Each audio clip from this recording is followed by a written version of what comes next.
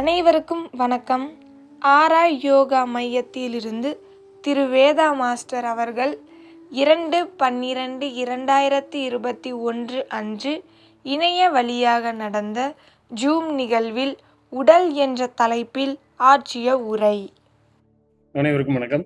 இந்த பிரபஞ்சத்தில் உள்ள பூமி என்ற கோலத்தில் நிலம் என்ற பூதங்களில் ஒன்றான கடைசி பூதமான நிலம், இது மனித உடலில் உடலாக இருப்பது இந்த நிலம். அண்டத்தில் உள்ளதே பிண்டத்தில் என்றார் திருமூலர் சில 1000 வருடங்களுக்கு முன்பே. இன்று உள்ள விஞ்ஞான விஷயத்தில் இந்த ஐம்பூத கொள்கையோ நம் உடலில் உள்ள 3 தத்துவங்களான வாதப்பித்த கபத்தை பற்றியோ இல்லை. நமது மரபு மருத்துவத்தில் சொல்லப்பட்ட இந்த தத்துவங்களும் கோட்பாடுகளும் இன்னும் விஞ்ஞானத்தால் ஒரு துளி கூட நெருங்க முடியவே இல்லை அப்படின்னு தான் சொல்லணும்.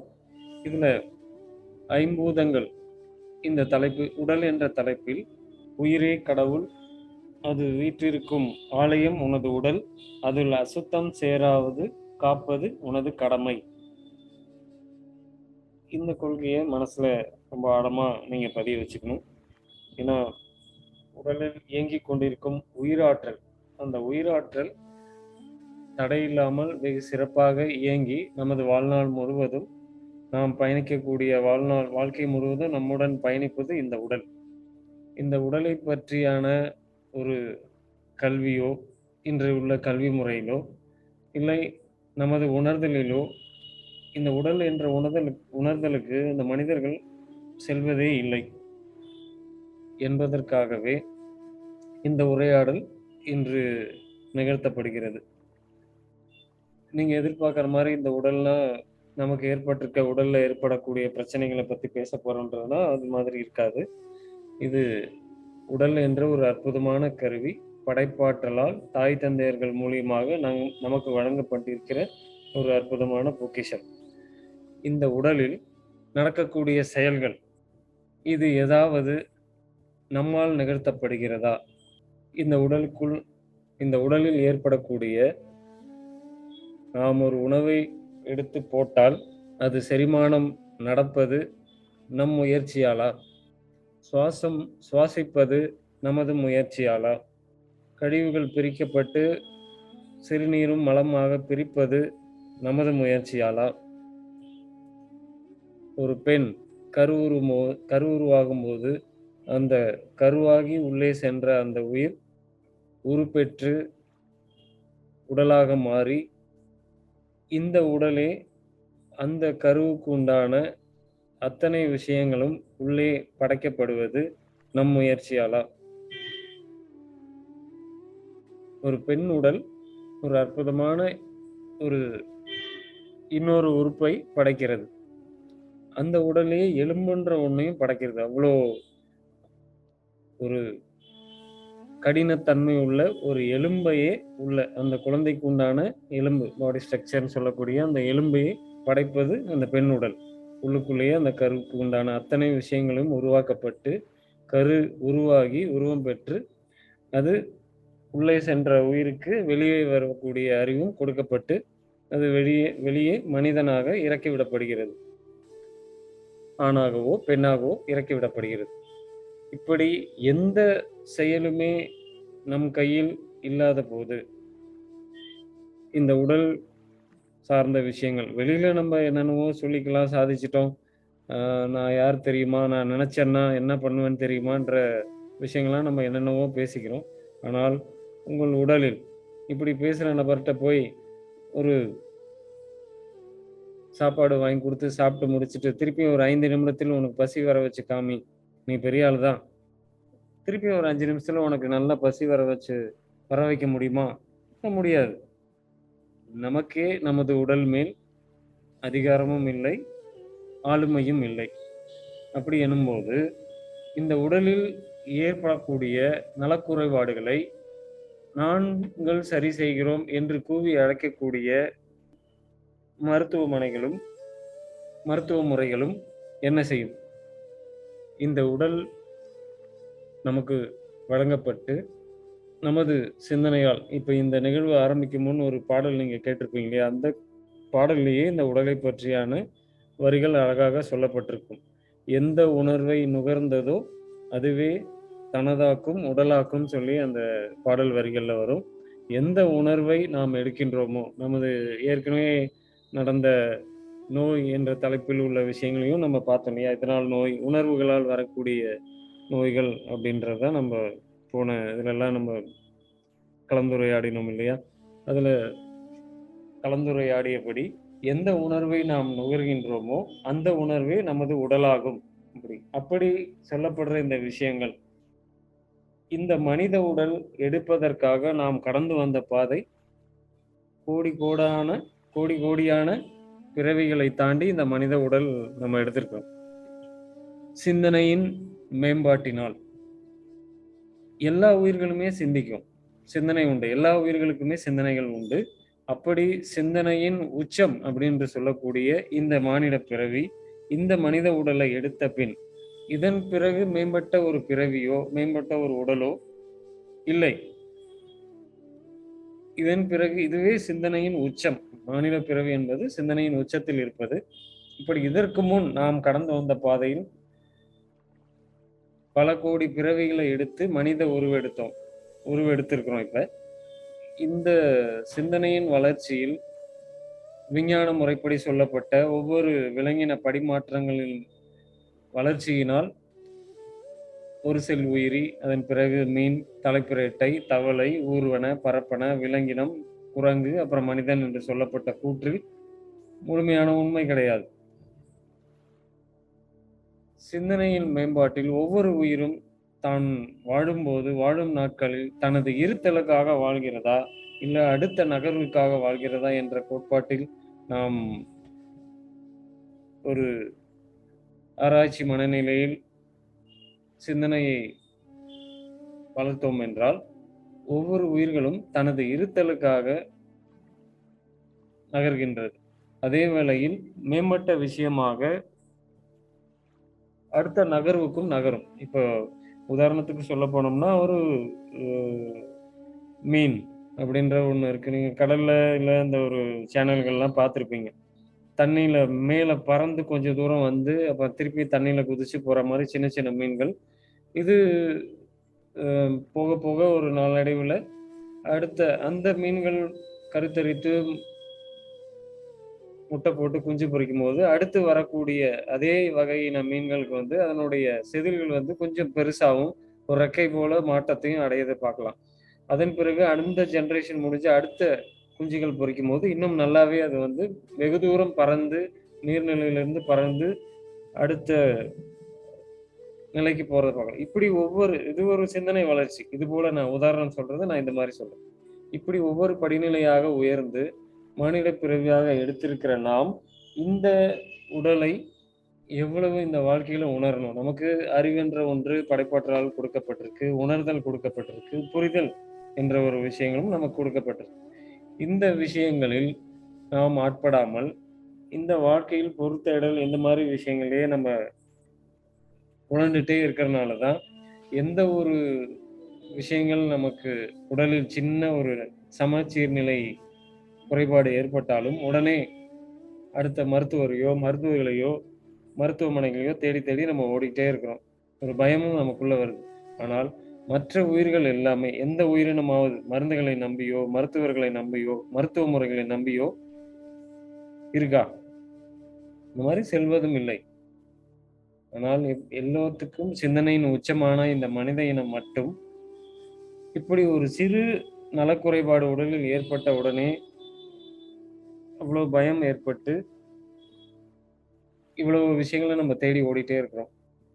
இது எதனால் அப்படின்ற அந்த உணர்தல், உடல் என்ற ஒரு உணர்தல் நமக்குள் வராததால். படைப்பாற்றல் ஒவ்வொரு மனிதரையும் மருத்துவராக்கும் விருப்பத்தோடு நமக்குள் பாடம் நடத்தி கொண்டே இருக்கிறது. ஆனால் நாமோ மருத்துவர் என்று வேறு யாரோ இருப்பதாக எண்ணி அவர்களை தேடி ஓடிட்டே இருக்கோம். ஒரு அற்புதமான மருத்துவர் இந்த உடலுக்குள்ளேயே உண்டு. அந்த மருத்துவருக்கு உண்டான ஒரு சிறு உதவிகளை செய்யக்கூடியவர்கள் தான் வெளியில இருக்கக்கூடிய மருத்துவர்கள் என்று சொல்லுவர்களும் சரி, நாமும் சரி. அந்த மிகப்பெரிய அற்புதமான மருத்துவருக்கு நாம் பொருந்தக்கூடிய விஷயங்களை கொடுக்கும்போது, இந்த உடலில் ஏற்படக்கூடிய எப்பேற்பட்ட நலக்குறைபாடுகளையும் இந்த உடல் தானே சரி செய்து கொள்ளும். அந்த உடலுக்கு ஏற்பட்டிருக்கக்கூடிய நலக்குறைபாடுகள் யாரால் ஏற்பட்டது? எதனால் ஏற்பட்டது என்றால், அதுக்கு காரணம் நாம் தான். இப்படி வெளியிலே தேடி தேடி நம்ம போறத விட, உள்ளுக்குள் உணர்ந்து, நானே என்னிடம் கற்றுக்கொள்வேன். கல்வி, ஆசிரியர், புத்தகம், ஊடகங்கள் இவை எல்லாம் எதையும் கற்றுத்தர முடியாது. நானே என்னிடம் சரணடைந்து, உணர்ந்து கற்றுக்கொள்வேன் என்ற ஒப்படைப்பில் நீங்கள் இந்த உடலிடம் பயணித்தால், உடலில் ஒரு சிறு நலக்குறைபாடு கூட ஏற்படாது. அப்படி ஏற்பட்டிருந்தாலும் ஒரு க்ஷணத்தில் மாறிப்போகும். இந்த உடல் நம்மிடம் பேசக்கூடிய ஒரு அற்புதமான மொழி வலி. வலி என்ற ஒரு மொழி வழியாக நம் உடல் தனக்கு ஏற்பட்டிருக்க நலக்குறைபாடை நமக்கு அந்த வலி மூலியமாக உணர்த்தும். அந்த வலி வரும்போது கண்களை மூடி அமர்ந்து, அந்த வலி ஏற்பட்ட பகுதியில் கவனத்தை குவித்து, அங்கு நமது சுவாசத்தை கவனித்து, அந்த வலி ஏற்பட்ட இடத்தில் கவனம் வைத்தால், ஒரு க்ஷணம் அதிகமாக போனால் 2 நிமிடத்தில் அந்த வலி மறையும். அந்த தன்மைக்கு நம்ம போறதில்ல. வலி, வலி, வலி, வலின்னு வெளியில புற விஷயங்கள்லயே தேடிட்டே இருக்கோம். இதுக்கு யாராவது சரி பண்ணுவாங்களா? எந்த மருத்துவமாவது சரி பண்ணுமா? அப்படின்னு. உதாரணத்துக்கு பெண்களுக்கு ஏற்படக்கூடிய மாதவிடாயின் போது ஏற்படக்கூடிய அடி வயிற்று வலி. இந்த வலி ஏற்படும்போது பெண்கள் சிறிது நேரம் கண்ணை மூடி, குறிப்பிட்ட அந்த வலி எந்த இடத்தில் இருக்கிறது என்று கண்களை மூடி உற்று உணர்ந்தால், வலி ஒரு இடத்துல இருக்கும். அதனுடைய அலைவரிசைகள் சுத்தி வயிறு முழுவதும் பரவி இருக்கும். உடல்ல எங்க இருந்தாலுமே அப்படிதான். இப்போ ஒரு பல்லுல வலின்னா, இந்த ஒரு சைடு தலைப்பக்கம் ஃபுல்லாவே காது, நரம்பு, தலை எல்லாமே வலிக்கும். ஆனால் வலி ஏற்படுவது ஒரு பர்ட்டிகுலர் பாயிண்ட்ல தான். ஒரு புள்ளியில தான் வலி இருக்கும். அது ஏன்? எதனால்? அப்படின்றத நம்ம அனலைஸ் பண்ணோம்னா தெரிஞ்சிரும். நம்ம என்ன தப்பு பண்ணோம்? அப்படின்றத நம்ம வாழ்க்கை முறையில என்ன தவறு பண்ணோன்றத கொஞ்சம் ஞாபகப்படுத்தி பார்த்தோம்னா தெரிஞ்சிரும். இது பண்ணோம். இதனால தான் இந்த வலி வந்திருக்கு. அப்ப அது சரி பண்றதுக்கு மருந்துகளை தேடுவதை விட, அந்த இடத்தில் கவனம் வைத்து, கண்களை மூடி கவனித்தால், கவனித்து அமைதியாக அதை கவனிச்சா மட்டும் போதும். வலி போகணும்னு நீங்க ஜெபமோ, மந்திரமோ, சொல்களோ எதுவும் செய்ய வேண்டாம். அந்த வலி இருக்கிற இடத்துல கவனத்தை குவித்தால் போதும். அந்த வலி அற்புதமா மறையும். எப்பேற்பட்ட வலியாக இருந்தாலும் சரி. இப்படி அற்புதமா இந்த உடல் மாற்றிக்கொள்ளும். அப்படி நம்ம உடலில் ஏற்படக்கூடிய இன்று நோய் என்று சொல்லப்படக்கூடிய எந்த விஷயமா இருந்தாலும் சரி, சர்க்கரை அப்படின்னு சொல்லிட்டாங்களா? டயபெட்டிக்ன்னு சொல்லிட்டாங்களா? ம் உட்காருங்க. அவங்க சொன்னா தான் உங்களுக்கு தெரியும். ஒரு கருவி கண்டுபிடிச்சு சொன்னா தான் நமக்கு உடல்ல இது மாதிரியான ஒரு தொந்தரவு இருக்குன்றத ஒரு கருவி அறிவே இல்லாத ஒரு கருவி, ஒரு அறிவின் உச்சத்தில் உள்ள ஒரு மானிடருக்கு என்ன குறை இருக்குன்னு கண்டுபிடிச்சு சொன்ன பிறகு, அத முழுமையாக நம்பி உள்வாங்கி வைத்துக்கொண்டு வாழ்நாள் முழுவதும் ரசாயன மருந்துகளை எடுத்து உடல நாசம் பண்ணி சிதைக்கிறோமே! இது எந்த விதத்தில யாருக்கு உங்களுக்கு இந்த அதிகாரம் கொடுக்கப்பட்டது? அற்புதமான படைப்பான கடவுளின் படைப்பு இந்த உடல். இந்த உடலை சிதைக்க உங்களுக்கு எந்த அதிகாரம் கொடுக்கப்பட்டிருக்கு? இத வச்சு வாழணும். மகிழ்ச்சியா வாழ்றதுக்கு தான் இந்த உடல் உங்களுக்கு குடுக்கப்பட்டிருக்கு. ஒவ்வொரு நாளும் புது உடல் நம்ம பெறுறோம். அது தெரியுமா உங்களுக்கு? ஒவ்வொரு நாளும் நமக்கு இந்த உடல் கிடைக்குது. நமக்கிட்ட இருக்கிற இந்த உடல் ஒவ்வொரு நாளும் உங்களுக்கு வழங்கப்படுகிறது. இந்த பார்வையில் நீங்க பாருங்க. உறக்கம் என்பது மரணத்தின் முன்னோட்டம். உறக்கம் என்பதே மரணத்துக்கான ஒத்திகை தான். ஒரு முன்னோட்டம். காலையில நீங்க விழிக்கும்போது, உங்க உடல் நீங்க அசைஞ்சதுன்னா நீங்க உயிரோட இருக்கீங்க. நீங்க அசைத்து அந்த உடல் அசையலன்னா, அது மரணம். நீங்கள் அசைத்து இந்த உடல் அசைந்தால், அன்னைக்கு காலையில இந்த உடல் உங்களுக்கு சொந்தம். காலையில கண் விழித்து, ஒரு நினைவுக்கு வந்த பின் உங்கள் உடலை நீங்க பிறழும் போது அந்த உடல் பிறந்தால் இந்த உடல் உங்களுக்கு சொந்தமாயிருச்சு. இப்படி ஒவ்வொரு நாளும் நம்ம உடலை நம்ம பெறுறோம். இப்படி பெறக்கூடிய இந்த உடலை பேணி காப்பது நமது கடமைதானே. காலையில் இப்படி கிடைக்கிற இந்த உடலை நாம் அசையும் போது அந்த உடல் அசைந்தால் இந்த உடல் நமக்கு சொந்தமாயிருச்சு. இந்த சொந்தமான உடலை கொண்டு அன்றைய நாள் முழுவதும் பயணித்து அந்த உடலை கொண்டு நம்ம விரும்புகிற அவ்வளோ வேலைகளையும் செய்து அதற்கு தேவையான உணவு தண்ணீர் எல்லாம் கொடுத்து அதனிலிருந்து வெளிப்படக்கூடிய கழிவுகளை எல்லாம் வெளியேற்றி அதனுள் பொதிந்துள்ள மனதிற்குண்டான செயலையும் செய்து இரவு மீண்டும் நம் உடலை நம்ம இழக்கிறோம். தூக்கத்தின் மரணத்தின் ஒத்திகையில் இந்த உடலை நம்ம தளர்வா விடுறோம். மீண்டும் காலையில பெறுகிறோம். இப்படி இழந்து பெறுகின்ற இந்த உடலை நமக்கு இரவு தூக்கத்தின் மூலியமாக இழந்து காலையில் நம்ம பெறுறோமே, அப்ப இந்த உடலை இழந்து பெறுகின்ற நாம் யார்? நாம் இந்த அற்புதமான உயிர். இந்த உயிர் எந்த உணர்வுகளை நுகர்கின்றதோ அதுவே இந்த உடலாக செயல்பட்டு இயங்கிக் கொண்டே இருக்கும். இந்த உடல் பொதுவாக இந்த உடல் என்ற கோட்பாட்டில் இந்த உடல் ஐம்பூதங்களால் ஆனது. அண்டத்தில் உள்ளதே பிண்டம் அப்படின்னு சொல்றோம். இப்ப அண்டத்தில் உள்ளது பிண்டம்ன்ற ஒரு வாசகத்துல சாதாரணமா நினைக்கிறது இல்லை. அண்டத்தில் ஒவ்வொரு மாற்றங்கள் ஏற்படும் போதும் இந்த உடலிலும் மாற்றங்கள் ஏற்படும். அமாவாசை பௌர்ணமி அன்று உணர்ந்திருக்கீர்களா? உடலுக்குள்ள ஒரு சின்ன அதிர்வு இருக்கும். அந்த அதிர்வை கூட உணராத ஓட்டத்துல தான் நம்ம ஓடிட்டு இருக்கிறோம். அமாவாசை பௌர்ணமிக்கு அன்னைக்கு ஏன் கடல்ல அலைகள் சீற்றத்தோடு இருக்கு? அன்று மனநலம் பாதிக்கப்பட்ட நபர்கள் ஏன் அதிகமாக மூர்க்க குணத்தோடு இருக்கிறார்கள்? எந்த ஒரு செயலில் நம்ம தீவிரமா இருக்கமோ அந்த செயல்கள் அன்று மிக அதிதீவிரமான நிலையில் இருப்பதை நாம் உணர்வதும் இல்லை, அதை புரிந்து கொள்வதும் இல்லை. இந்த உடலில் ஒரு அதிர்வு அன்று இருக்கும். இந்த ஐம்பூத உடலில் அதிகமாக இருப்பது எது? முதல்ல ஐம்பூதங்களை வரிசையா முதல்ல நம்ம சொல்ல தெரிஞ்சுக்கணும். சொல்ல தெரியறதோட புரிஞ்சு அதுதான் இது. இந்த ஒரு வரிசைப்படி இன்று வரை ஒரு ஆசிரியர்கிட்ட இப்ப கேட்டு பாருங்க. பாட புத்தகத்தில் கொடுக்கப்பட்டது இந்த பதில் தான் வரும். எதிர்பார்த்தேன். எது அதிகமாக இருப்பது என்றால் வாட்டர்னு சொல்றீங்க இல்லையா? அப்ப நிலம், அந்த நீர் சொல்றோம் இல்லையா? நீர் தான் அதிகமா இருக்குன்னு சொல்றோம். எல்லாரோட பதில் அதான் இருக்கும். அந்த நீர் எதுல இருக்கு? ஐம்பூதங்களில் நீர் இந்த உடல்ல அதிகம். 73% வாட்டர் தான் இந்த பாடியில இருக்குன்னு சொல்றோம். அந்த தண்ணி எதுல இருக்கு? உடல்ல தானே இருக்கு. அப்ப உடல் தானே அதிகமா இருக்கும். நிலம் என்றதானே அதிகம். நீர் நிலம் சார்ந்து மட்டுமே தான் இருக்கும் இல்லையா?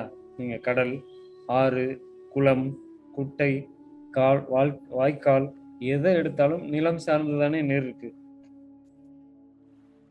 நிலத்தோடு ஐக்கியப்பட்டது நீர்.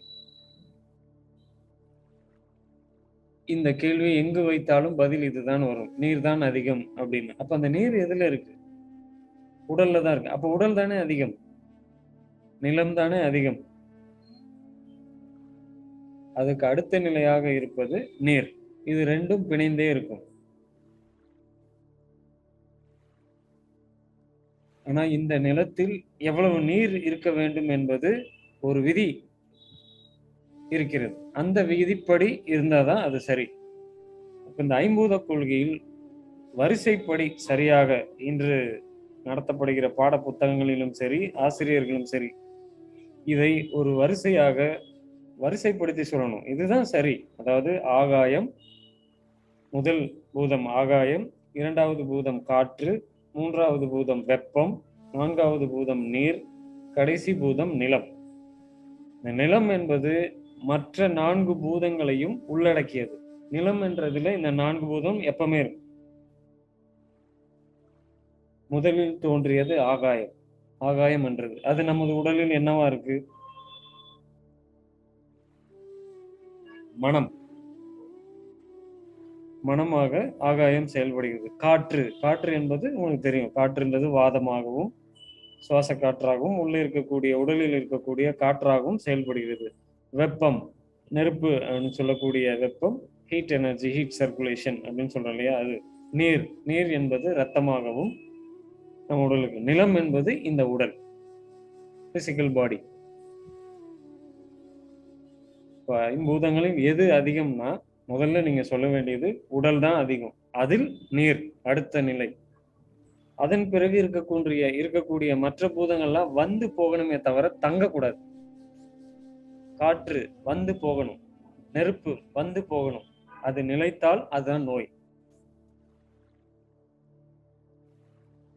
ஒரு உடலில் வெப்பம் அதிகமாக இருந்தால் அதை நம்ம என்னவா சொல்றோம்? காய்ச்சல், சூடு அப்படின்னு சொல்றோம். காற்று மிக அதிகமாக இருந்தால் வந்து போகணும் எல்லாமே. அதாவது உருவமற்ற விஷயங்கள் எல்லாமே வந்து போகணும். உருவம் உள்ளதெல்லாம் நிலைக்கணும். நெருப்பு தேங்கிருச்சுன்னா வெப்பம், சூடு அப்படின்னு சொல்றோம். நீர் இல்ல, காற்று. காற்று என்பதும் வந்து போகணும். வந்து போய் சரியான விகிதத்தில் உடல்ல இயங்கணும். தேங்கினால், காற்று அதிகமானால் வாதம் சார்ந்த விஷயங்கள் உடல்ல ஏற்படும். உடல்ல வாதம் இருக்கணும். சரியான சமச்சீர் நிலையில் இருக்கணும். அதிகமானால் வாதம் சார்ந்த உடல்நல குறைபாடுகள் உடல்ல ஏற்படுறத நம்ம பார்க்கிறோம். அதுபோல வந்து செல்லக்கூடிய விஷயங்களாக மற்ற பூதங்களும் நிலைத்த தன்மையில் இருப்பது நிலம் என்ற பூதமும், அது சார்ந்த நீர் என்ற பூதமும். நீரும் சரியான விதிப்படி, விதி என்பது ஒரு விதி என்பது மாறிக்கிட்டே இருக்கிறதா, அதுதான் விதி. ஒழுங்கு என்பது நிலையாக இருப்பது ஒழுங்கு. காற்றும் வெப்பமும் வந்து செல்ல வேண்டும், நிலைக்க கூடாது. நிலம் தனித்து செயல்படாது, மற்ற 4 பூதங்களுக்கு ஆட்படும். நீரும் நிலமும் சரியான விகிதத்தில் நிலைத்திருக்க வேண்டும். சரியான விகிதத்தில் நிலைச்சிருந்தாதான் இந்த உடல்ல மசில் ஃபார்மேஷன் நடக்கும். அதாவது வாதம் அப்படின்ற ஒன்று, காற்று, நெருப்பு, இது ரெண்டும் சரியான விகிதத்தில் வந்து சென்றால்தான் உடல்ல தசையே உருவாகும். இல்லைன்னா எலும்பு மேல போத்தின ஒரு தோல் மாதிரி தான் இருப்போம். வெப்பம் அதிகரித்தால், வெப்பம் அதிகமா இருக்கிற உடலை பாருங்க, மெலிஞ்ச தேகமோட தான் இருப்பாங்க. சூடு, எப்ப பார்த்தாலும் வெட்டை சூடு அப்படின்னு சொல்லக்கூடியது. இது இப்படி சொன்னா புரியுறதோட, வெட்டை சூடுங்கிறது பெண்கள் விஷயத்துல பார்த்தோம்னா அந்த வெள்ளைப்படுதல், முடி உதிர்தல், அதிகமான உதிரப்போக்கு, இந்த மாதிரி தொந்தரவுகள்லாம் வந்து பெண்கள் உடல்ல ஏற்படும். ஆண்களுக்கு இதே அதிகமாகும் போது விந்து துரித ஸ்லகிதம், இரவில் தூங்கும் போது விந்து வெளியேற்றம், உடல் ரொம்ப மெலிஞ்சு அதிகமாகும். அதாவது ஒரு நபர் இப்ப நமக்கு கிடைச்சிருக்கக்கூடிய இந்த உடல், ஒவ்வொருத்தரும் உங்க உடல் இந்த ஐம்பூத கொள்கையில் பிரிக்கப்பட்டு மரபு கருத்துப்படி பிரித்தால் வாத பித்த கபம் என்று 3 கருத்துக்கள்ல பிரிச்சோம். பிரிச்சுதான் மருத்துவம், நமது மருத்துவம் அப்படிதான் இன்று வரை அந்த மருத்துவத்தை மிஞ்ச எந்த மருத்துவமும் வரவும் முடியாது, வந்ததும் இல்லை. இந்த வாத பித்த கபம், இந்த 3 கொள்கையால் தான் உடல் உருவாகும். ஒரு குழந்தை பிறந்தால் இந்த 3 கொள்கைகள் தான் அந்த குழந்தை இருக்கும். எந்த வாத உடலா, பித்த உடலா, கப உடலா, நம்மள்ட்ட இருக்கிற உடல், நம்ம வச்சிருக்கிற உடல் வாத உடலா, பித்த உடலா, கப உடலான்னு தெரியுமா? அது அடிப்படை. அப்போ இந்த உடல் என்ற ஒரு உணர்தலுக்குள்ள நம்ம போகவே இல்லைன்ற சொல்ற விஷயத்துல, ஒரு சின்ன அடிப்படை விஷயத்துல கூட நம்ம இந்த உடலை உணர மாட்டோம். என்னுடைய உடல் என்ன உடல்? இது வாத உடலா, பித்த உடலா, கப உடலா? ஆனா படிச்சவங்கள்ட்ட போய் கேட்டு பாருங்க, என்னென்ன டிகிரி எல்லாம் கையில வச்சிருப்பாங்களே, அவங்கள்ட்ட கேட்டு பாருங்க, உங்க உடல் என்ன உடல்னு. என்ன படிச்சீங்க அப்போ? என்ன கல்வி இது? வாழ்க்கை முழுவதும் பிறந்ததிலிருந்து இறக்கும் வரை நம்மளுடன் பயணிக்கக்கூடிய இந்த உடல், என்னுடைய உடல் வாத உடலா, பித்த உடலா, கப உடலா என்பதே எனக்கு தெரியவில்லை என்றால், நான் என்ன பிறப்பு? உடம்புக்கு என்ன ஆச்சு? அப்படின்னு கேட்கிறத விட, உங்க உடல் என்ன உடல்? கேட்டு பழகி பாருங்க. அப்படியாவது ஒரு உணர்வுக்குள்ள நம்ம போவோம். வாத, பித்த, கபம். வாதம் என்றால் காற்று, பித்தம் என்றால் நெருப்பு, கபம் என்றால் நீர். இந்த 3 கொள்கைகள் நோய் என்ற அந்த உரையாடலில் முதல் பகுதியிலேயே நம்ம அத பத்தி பார்த்தோம். உடல்ல இந்த 3 நிலைகள் எந்தெந்த பகுதியில நமக்கு இருக்கு அப்படிங்கிறது. கால் கட்டை விரல் முதல் தொப்புள் வரை உள்ளது வாதம். தொப்புளில் இருந்து நெஞ்சு பகுதி, நெஞ்சுக்குழி இருக்கும் வரை உள்ளது பித்தம். நெஞ்சுக்குழியிலிருந்து தலை வரை இருக்கிறது கபம். காற்று, வெப்பம், நீர். இந்த 3 அடிப்படை கொள்கைகளை நாம் முழுமையாக புரிந்து கொண்டால், நீங்க எப்பேற்பட்ட உடல்நலை குறைபாடுகள் நீங்க கண்டுபிடிச்சாலும் சரி, நீங்க எத்தனை ஸ்கேன் சென்டர்ல போய் பார்த்தாலும் சரி, இந்த 3க்குள் அதை பொருத்தி எதனால் இது அப்படிங்கிறத அறிந்துகிட்டு நீங்களே உணர்ந்து கண்டுபிடிச்சுக்கலாம். இதை சரி செய்வது எதனால் இந்த சமச்சீர் நிலை கேடு ஏற்பட்டது? நான் எடுத்துக்கொண்ட உணவால். அண்டத்தில் மாற்றங்கள் ஏற்படும் போது பிண்டத்திலும் ஏற்படும். அப்ப அதை சரி செய்து கொள்வதற்கு சிறு சிறு நமது மரபு மருத்துவத்தில் சொல்லப்பட்ட சின்ன சின்ன கஷாயங்கள், இந்த மாதிரி வீட்டு மருத்துவ குறிப்புகளே இந்த உடலை சரி செய்துக்கும். அதை தாண்டி நான் யோகா மாணவர்களுக்கு சொல்வதும், ஆறா குழுக்களில் சொல்வதும் என்ன? வாத, பித்த, கபம் எதில் அடங்கும், எதில் ஒடுங்கும்? வாதம் மலக்குடலில் கழிவுகள் இல்லாமல் பேதிக்கு எடுத்தால் அது ஒடுங்கும். வாதம் ஒடுங்கும். பித்தம் எதில் ஒடுங்கும்? அதிகாலை தலை குளிப்பது, வாரம் ஒரு முறை எண்ணெய் தேய்ப்பு குளிப்பதன் மூலமா பித்தம் என்பது வாந்தியில் ஒடுங்கும்.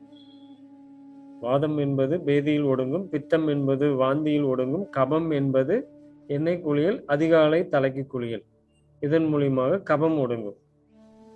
கபம் அதிகமானால் உங்களுக்கு சொல்லப்படுகிற கூடிய அறிவுரைகள் என்ன? தலைக்கே குளிக்க கூடாது, எண்ணெய் தேய்ச்சி குளிக்கவே கூடாது, சுடுதண்ணில தான் குளிக்கணும். இப்படி யாராவது குணமானவங்க உண்டா?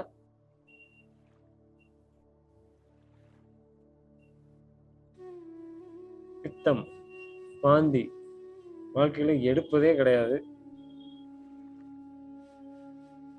ஏதோ பெண்கள் கர்ப்பமாகும் போது தானா வந்தா உண்டு. அதையும் வாந்தி அடிக்கடி வருதுன்றத நிப்பாட்டுறதுக்கு உண்டான வேலையை பார்க்க போயிடுவோம். பேதிக்காகிறது. இந்த உடல் எப்பயாவது சிரமப்பட்டு தன்னுடைய குப்பை அதிகமா சேர்ந்துருச்சுன்னா வெளியேற்ற முயற்சி பண்ணும்போது அதுவும் தடை செய்யப்படும். உடனே நிப்பாட்டுறதுக்கு உண்டான அறிவுரைகள் உங்களுக்கு வழங்கப்பட்டு அதை நிறுத்திடுவோம். நம்மள்ட்ட இருந்து போயிடக்கூடாது. அந்த குப்பைகள் நம்மள்ட்ட இருந்து போயிடக்கூடாது. அது நம்மளுடைய சேமித்து வைக்கப்பட்ட சொத்து. அது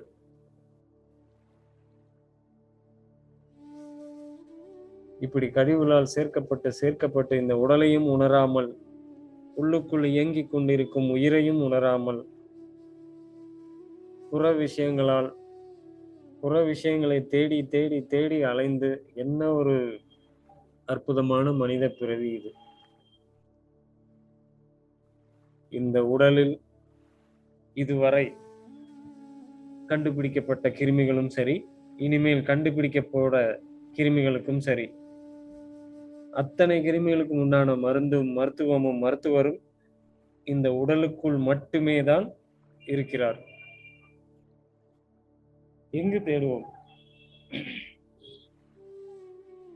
எங்கு தேடி தேடி நம்ம போய் எதை சரி பண்ணிக்க போறோம்? இந்த சிந்தனையின் உச்சத்தில் கிடைத்த இந்த மனித உடல், இந்த மனித பிறவி, இப்பொழுது உங்களுக்குள் விதைக்கப்படுவது, புற விஷயங்களால் நமக்குள் விதைக்கப்படுவது அதிகப்படியான பயமும், தீயதை நிறுவுவதும், சுற்றி புற விஷயங்களால் இது நடந்துகிட்டே இருக்கும். இதை தடுக்க முடியாது, இதை மாற்றவும் முடியாது, ஒண்ணுமே பண்ண முடியாது. இது இனிமேல் இந்த சூழல் இப்படிதான் இருக்கும், இன்னும் மோசமா போகும். எப்படி பொருந்தி வாழ போறோம்? பொருந்தி வாழ்ந்தால்தான் இந்த உடலும் நமது மனமும் மேன்மை பெறும். நம்ம நிம்மதியான ஒரு வாழ்க்கைக்கும், மகிழ்ச்சியான, இன்பமான ஒரு வாழ்க்கைக்கும் நம்மளால போக முடியும். இப்படி பயம், பதட்டம் ஏற்படுத்திக் கொண்டே இருக்கிற புற விஷயங்களில் நாம் ஆட்பட்டு, இந்த உணர்வுகளை நாம் ஒவ்வொரு நாளும் எடுக்க எடுக்க, இனிமேல் அதாவது எந்த உணர்வை நுகர்ந்ததோ அது உடல் தனதாக்கும். அப்படி எனும்போது, இந்த உணர்வுகளை புற விஷயங்களால் ஏற்படும் உணர்வுகளை அதிகமாக நாம் உள்வாங்கி, ஒரு பதட்டத்தோடு இதை நாம் உள்ளுக்குள் வைத்துக்கொண்டால், இந்த உணர்வுகள் எங்கு சென்று அமரும்?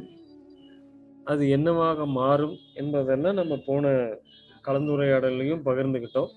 இப்ப திரும்பவும் அத சொல்றேன். இந்த உணர்வுகள் அணுக்கள், நமது உடல் அணுக்களால் ஆனது. இந்த அணுக்களில் நாம் எடுக்கக்கூடிய உணர்வுகள் கலந்து, இந்த உணர்வுகள் எந்த உள்ளுறுப்புகளில் சென்று நமது உணர்ச்சி வெளிப்பாட்டால், நாம் உணர்ச்சி வசப்படுறோம் இல்லையா? இந்த உணர்ச்சி வெளிப்பாட்டினால் அந்த உணர்வு எந்த உறுப்பில் சென்று அமர்கிறதோ, அந்த உறுப்பு சார்ந்த நலக்குறைபாடுகள் நமக்கு ஏற்பட்டு, அது கருவிகளால் கண்டுபிடிக்கப்பட்டு, அதற்கு பெயர்கள் வைக்கப்பட்டு, அதற்கு மருத்துவம் பார்க்கப்பட்டு, வாழ்நாள் முழுவதும் மருந்துகள் எடுக்கப்பட்டு குணமாவதே இல்லை. இறுதி முடிவு மருந்துகள் நிரம்பிய ஒரு வாழ்க்கை. இன்னும் அந்த கடவுள்களால் நமக்கு விதைக்கப்படுவது, பூமியில் உள்ள கடவுள்கள் நிறைய பேர் இருக்காங்க இல்லையா? நம்ம போய் பார்க்குறோமே, கை தேர்ந்த ஸ்பெஷலிஸ்ட் அப்படின்லாம். அந்த கடவுள்கள் நமக்குள் விதைப்பது, இது குணப்படுத்த முடியாது, கட்டுப்படுத்த மட்டுமே முடியும். அப்படி என்று சொல்ல உங்களுக்கு அதிகாரம் கொடுத்தது யார்? என் உடலில் இதை குணப்படுத்த முடியாது என்று சொல்லுவதற்கு நீ யார்?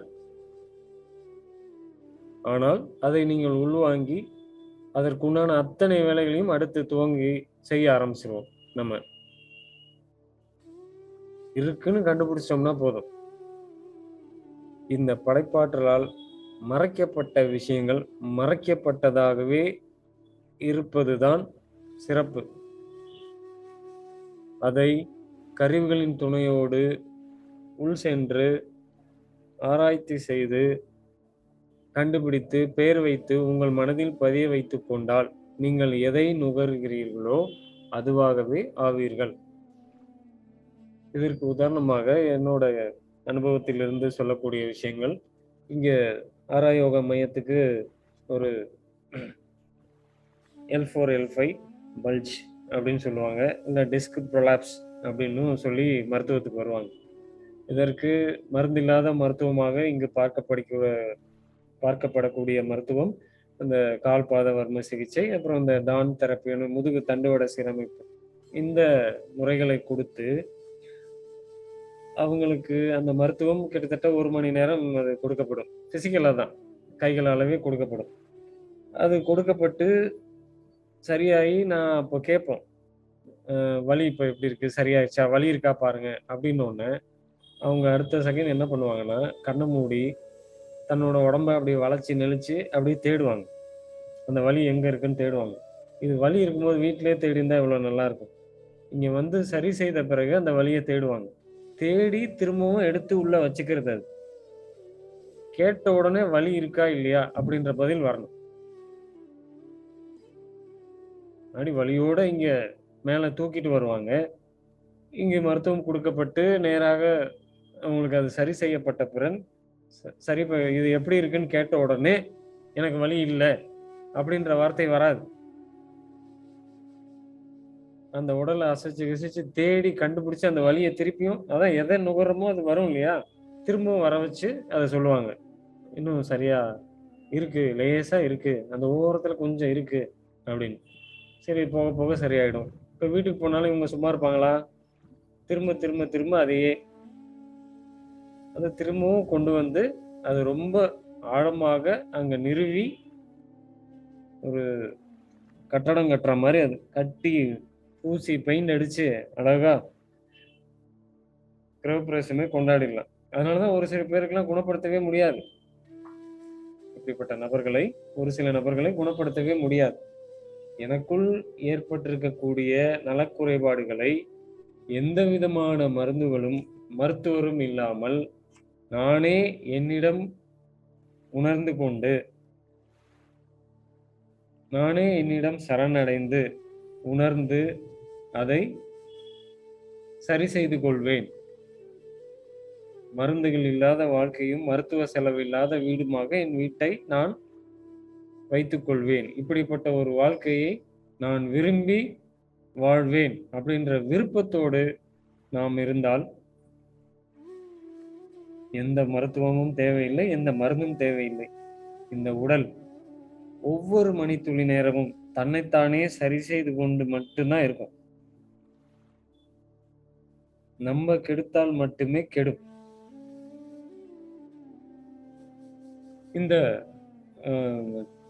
கேட்டிருக்கபடி வாத பித்த கபம் என்று சொல்லக்கூடிய நமது உடல் வாத உடலா, பித்த உடலா, கப உடலா என்பது எப்படி கண்டுபிடிக்கணும் அப்படிங்கிறதுக்கு ஒரு யோகா மாணவர்களுக்கு நான் சொல்லி கொடுத்துருக்கேன். இது பொதுவா சொல்லணும்னா, நீங்க உங்கள் கைகள் நின்னபடி, உங்க கைகள் 2யும் மேலே தூக்கியபடி முன்பக்கமாக குனிந்து, கால் முழங்காலை மடிக்காமல், உங்கள் கால் கட்ட விரலை உங்கள் கை நடுவிரலால் தொட்டால் உங்களுக்கு வாதம் சமமா இருக்குன்னு அர்த்தம்.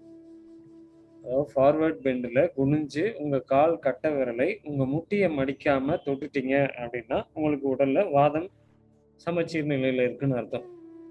அதே கைகளை உயர்த்தி கைகளை கோர்த்தபடி நம்ம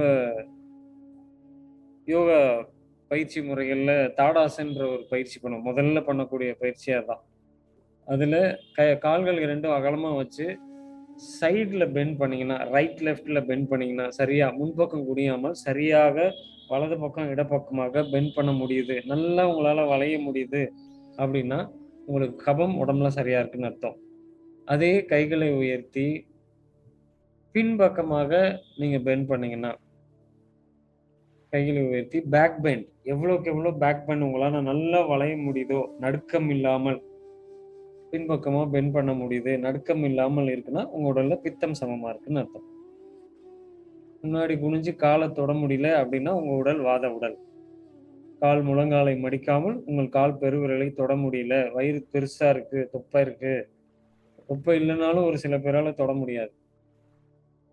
வாத உடல் எப்பவுமே கொஞ்சம் பருமனா இருக்கும். பித்த உடல் ரொம்ப மெலிவா தான் இருக்கும். கப உடல் 2க்கும் இடைப்பட்ட ஒரு பருமனில் இருக்கும். ரொம்ப குண்டாவும் இருக்க மாட்டாங்க, ரொம்ப ஒல்லியாவும் இருக்க மாட்டாங்க. ஆனால் கபம் மிகுந்தால் உடம்பு ரொம்ப உருக்கிரும், ஆளையே உருக்கிரும். வெப்பம் அதிகரித்தாலும் உடல் உருக்கும். இந்த நீர் அதிகரித்தால் ரொம்ப சிரமப்படுவாங்க.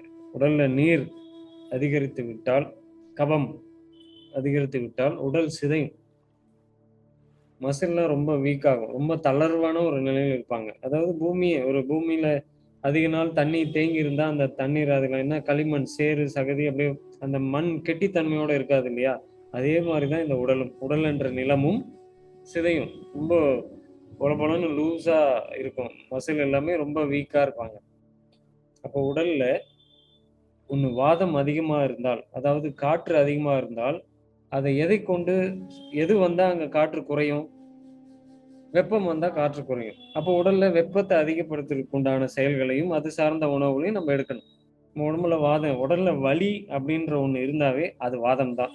எங்க வலி இருந்தாலும் சரி, shoulder pain, knee pain, hip pain, back pain, எங்க பெயின் சொன்னாலும் சரி, எங்க வலி நீங்க சொன்னாலும் அது வாதம். உடல்ல காற்று அதிகமாயிரும். காற்று ஏன் அதிகமாகுது உடல்ல? அது போயிடணும். சமச்சீர் நிலையில இருக்கணும். அதிக தேங்குது அப்படின்னா உங்க உடல்ல கழிவுகள் இருக்குன்னு அர்த்தம். கழிவுகளின் தேக்கம் அதிகமானால் அதிலிருந்து வாதம் உற்பத்தி ஆகும். வாதம் உற்பத்தியானா உடல்ல இருக்கக்கூடிய காற்று சமநிலையில் இருந்தால், இப்ப நம்ம வெளியிலேயே புறத்துல இருக்கும்போது நம்ம ஒரு மாடியில போய் நிக்கிறோம். நம்ம மேல காற்று பட்டு அப்படி போகுது அப்படின்னா அது தென்றல், பிரீஸ் அப்படின்னு சொல்லுவீங்க. இதே நம்மளையே அடிச்சு தள்ளி கீழே தள்ளுற மாதிரி காத்தடிச்சா அது பேர் புயல்.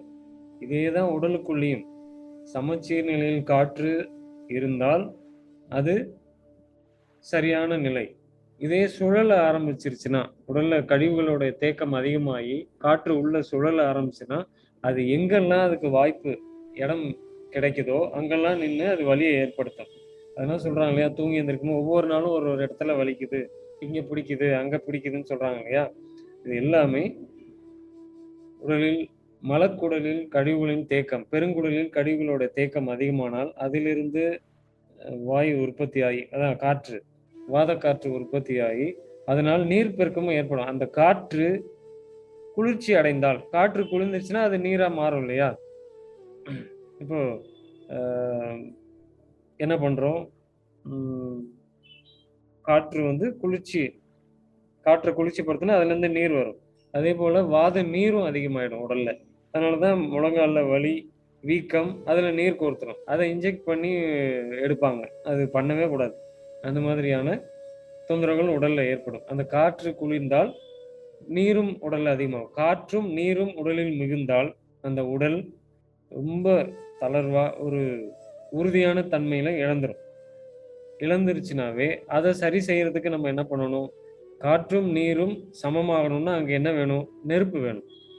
அப்ப அந்த நெருப்பாற்றல், வெப்ப ஆற்றலை அதிகப்படுத்தக்கூடிய உடற்பயிற்சி. முதல்ல கழிவ வெளியில எடுக்கணும். காற்று உற்பத்தி ஆகுறது எங்கேயோ, அதன் மூலம் எதுவோ, ரூட் காஸ் அத கண்டுபிடிச்சு, கழிவுகள முதல்ல வெளியில எடுத்துட்டோம்னாவே, காற்று உற்பத்தி அங்க முதல்ல நின்றும். அதன் பிறகு இருக்கக்கூடிய காற்றையும், மிகுதியான காற்றையும், நீரையும் சமன்படுத்துவதற்கு உடல்ல வெப்பத்த அதிகப்படுத்தணும். வெப்பத்தை அதிகப்படுத்துறதுக்கு நமது பஞ்சபூதங்களில் நமக்கு வழங்கப்பட்ட அற்புதமான கோலம், சூரியன். அது இருக்கு இல்லையா? இன்னைக்கு சூரிய ஒளி மேல படுதா? இங்க மருத்துவம் வரவங்கள்ட்ட அதான் கேட்போம். வாதத்துல வரவங்க. உங்க மேல சூரியன் சன்லைட் படுதாங்க அப்படின்னு. அப்படி யோசிச்சுட்டு சொல்லுவாங்க. நான் கடைக்கெல்லாம் எப்பயாவது போவேன் அப்படின்னு. அப்ப படும். கோடி ரூபாய் கொடுத்தாலும் கிடைக்காத 5 பூதங்களும் நமக்கு வாரி வழங்கிக்கிட்டே இருக்கு. சூரியனிலிருந்து நெருப்பு, வெளியில் சென்றால் காற்று, நீர், நிலம், ஆகாயம். இந்த வானத்தை அண்ணாந்து பார்க்கறதும் இல்ல இன்னைக்கு. வானத்தை நோக்கினாலே அதிலிருந்து சக்தி நமக்கு கிடைக்கும்.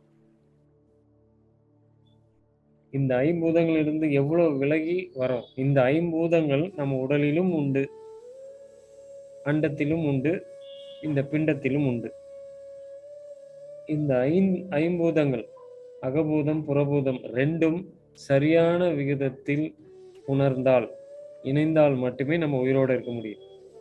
இது அதிகரித்தால் பூமியில இப்ப நமக்கு மழைக்காலம். இந்த காலத்துல இந்த பக்கம் நீர் மிகும்போது என்ன மாதிரியான தொந்தரவுகள் எல்லாம் ஏற்படுது பார்த்தீங்க இல்லையா?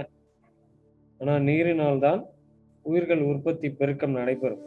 அதே மாதிரி உடல்லையும் நீர் அதிகரித்தால் பூஞ்சைகளுடைய, கிருமிகளுடைய விஷயங்களும், அதனாலதான் இந்த சீசன் பாருங்க, நவம்பர்ல இருந்து எல்லாருமே பிப்ரவரி வரைக்கும், அந்த வெப்பம் மிகும் வரைக்கும் காய்ச்சல், தலைவலி, இந்த பிரச்சனைகள் நிறைய இருக்கும். இல்ல இந்த நேரத்துல தான் இந்த மருத்துவர்கள் ரொம்ப பிஸியா இருப்பாங்க. தெருக்கு தெருக்கு இருக்கிற மருத்துவர்கள்லாம் இந்த இந்த நேரத்துல தான் அவங்களுக்கு என்ன சொல்றது, அங்க போய் நிப்போம் நம்ம தான். இதை நமக்குள்ளேயே புரிந்து கொண்டு, புறச்சூழல் குளிர்ச்சித்தன்மையில் இருக்கும்போது எனக்குள் இருக்கக்கூடிய அகபூதமும் அதற்கு ஆட்பட்டு இந்த குளிர்ச்சித்தன்மை அதிகமாகும் போது, நீர்ப்பெருக்கம் அதிகமாகும் போது இந்த இடர்பாடுகள் எனக்குள் வருகிறது. இதை நான் உடற்பயிற்சிகள் மூலியமாகவும், சூரிய ஒளி மூலியமாகவும் உடலில் வெப்பத்தை அதிகப்படுத்தி இதை நான் சமன்படுத்திக் கொள்வேன். இதுக்கு எந்த மருத்துவர் வேணும்? இதெல்லாம் அடிப்படை கல்வி. இது எங்கு போதிக்கப்படுகிறது இந்த கல்வி? வெயில் காலங்களில் வெப்பம் அதிகமாகும் போது நம்ம என்ன பண்றோம்? வெப்பம் அதிகமாவது நம்ம உடலே என்ன பண்ணுது? வேர்வையை கொடுத்து நமது அகத்தில் வெளியில வேர்வையை உற்பத்தி பண்ணி அதன் மூலியமாக மேலே படுற காற்று மூலியமாக குளிர்ச்சி அடைந்து உடல் அதிகமாக வெப்பம் ஏற்படாமல் உடல் தன்னைத்தானே காத்துக்கிறது இல்லையா? இந்த மூவெப்ப மண்டலம் அப்படின்ற ஒண்ணு நம்ம உடல்ல இருக்கிறது இருக்கு. இது வந்து ஒரு உறுப்பு அல்ல. இது ஒரு சிஸ்டம் அப்படின்னு சொல்லலாம். மூவெப்ப மண்டலம், ட்ரிபிள் வார்மர் அப்படின்னு சொல்லக்கூடிய மூவெப்ப மண்டலம். இது அகத்திற்குள் அதிகமான சூடு அடைந்தால், நமக்குள் உடலுக்குள் அதிகமான வெப்பம் அதிகரித்தால், இந்த உடல் வெளிப்பகுதியில ஒரு சில பேரை தொட்டீங்கன்னா சில்லுன்னு இருப்பாங்க. அவங்க கோல்டு பாடின்னு சொல்லுவோம் பார்த்தீங்களா?